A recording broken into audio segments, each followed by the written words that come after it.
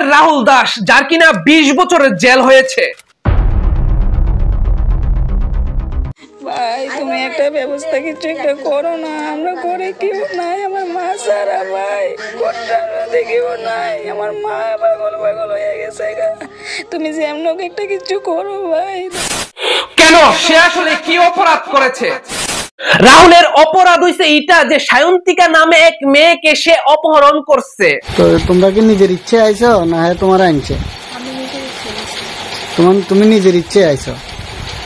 হ্যাঁ তোমার কোনখান থেকে আনছে?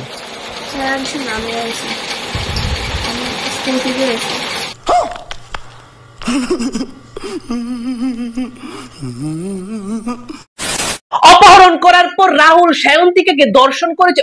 এটা আমি কইতেছি, এটা কইতেছে আইন আর রাহুলের নামে যারা মামলা করেছে আর কিছু কিছু নিউজ চ্যানেল।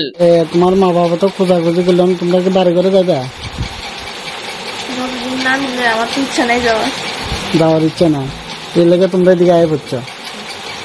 রাহুল সায়ন্তিকাকে অপহরণ করছে, তারপর দর্শন করছে, এই কারণে রাহুলের 20 বছর জেল হয়েছে। যদি এটাই সত্যি থাকে তাহলে এগুলি কি দেখানি শুরু করা হোক।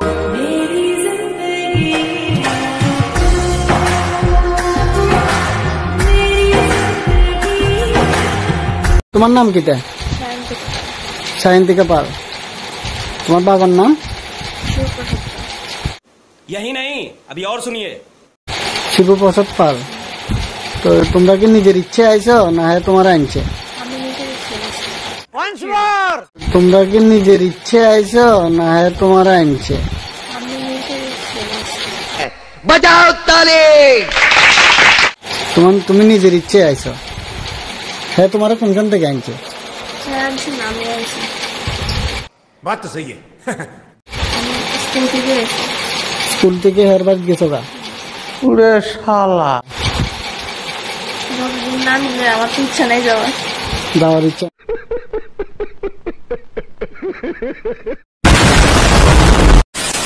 সায়ন্তিকা বইনামার কিতা করলি? এটা তোর হৃদয় ভিতর বলতে কিচ্ছু আসেনি? হ্যাঁ, ছেলেটার জীবনটা পুরাটা নষ্ট করে দিলি।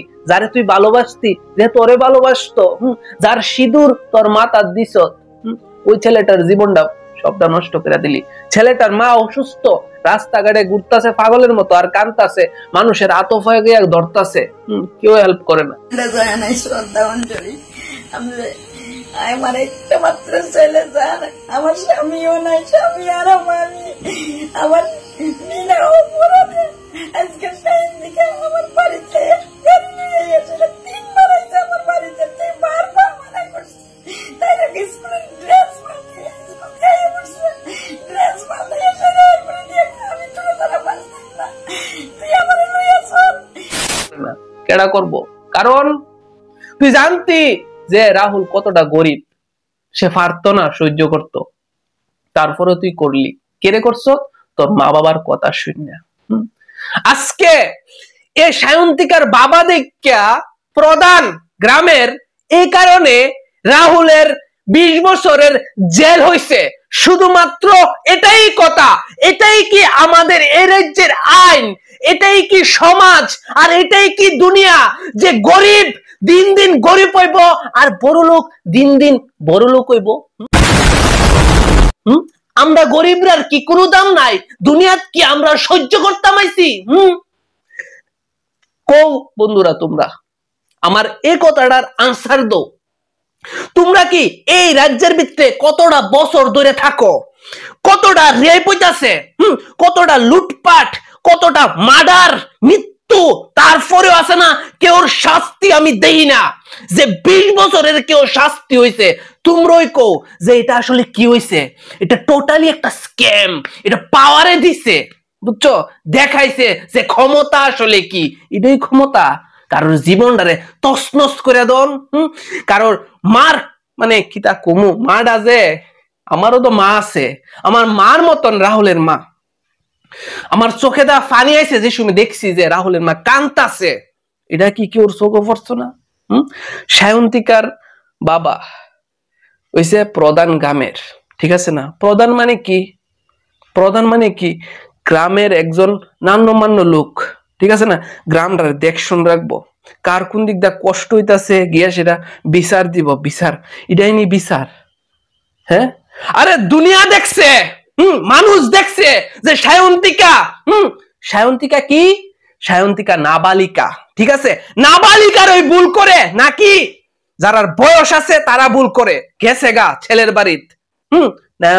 সায়ন্তিকা কইছে যে আমি আইফোর্সি স্কুল থেকে, তারপরে কি রে হের নামে মামলা করে হের 14 গোষ্ঠী নিয়ে জেলে ঢুকাইছে। কি কারণে? কি কারণে? শুধুমাত্র একটাই কারণ, যে পাওয়ার। এটাই তো না, পাওয়ার, ঠিক আছে না, এটাই সে। আসলে আমি দেখাইতাম চাই যে সাধারণ মানুষের পাওয়ার কি, আমি যে সাধারণ মানুষ, ওই পাওয়ারটা আমি দেখাইতাম চাই আজকের এই ভিডিওর মাধ্যমে, ঠিক আছে না। আমি চাই প্রত্যেকটা মানুষ এই বিষয়টা নিয়ে কথা কোক, ঠিক আছে না। এটা একটা জীবনে, এটা শুধুমাত্র অক্ষণে স্তব্ধ বই বন্ধ করে থই রাখলে হইতো না, এটা খুলতে হইব, কারণ জীবন অনেক আছে, এরকম ঘটনা অনেক হয়, পাতা বন্ধ করে থইল। আরে দর্শন করে শালার, তারপরও বিচার নাই, কিরে তাদের কাছে টাকা থাকে। আজকে কেন এটা হইছে, কেন 20 বছরের জেল হইল? শুধুমাত্র রাহুল গরিব দেখা, তার কাছে কোনো টাকা নাই। আমি চাই যে রাহুলের ফ্যামিলিতে কেউ হাইকোর্টে যাও, সুপ্রিম কোর্টে যাও, আমরা আছি, আমি আছি, জানি টাকা লাগবো, আমরা দেমু, আমি সংগ্রহ করে দেবো টাকা, 1 টাকা 1 টাকা করে জমা আসিরা, তারপরে নিয়ে আসিরা রাহুলের মার কাছে দেবো। আমি কইতাছি, দেখি রাহুলের কিভাবে 20 বছরের জেল হয়, এটা আমি কইতাছি।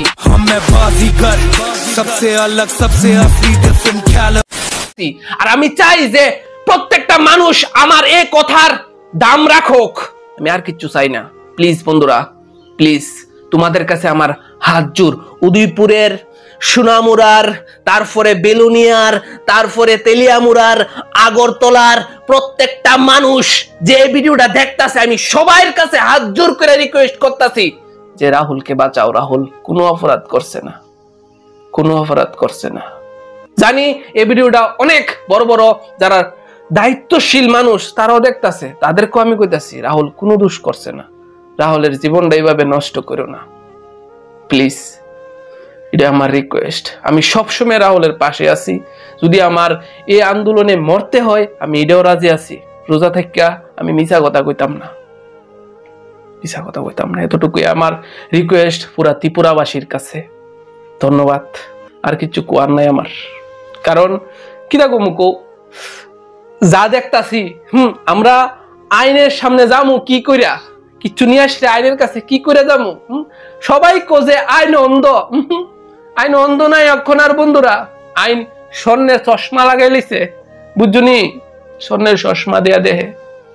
এতটুকুই, প্লিজ অবশ্যই ভিডিওটা শেয়ার করবা, এতটুকুই রিকোয়েস্ট। ধন্যবাদ।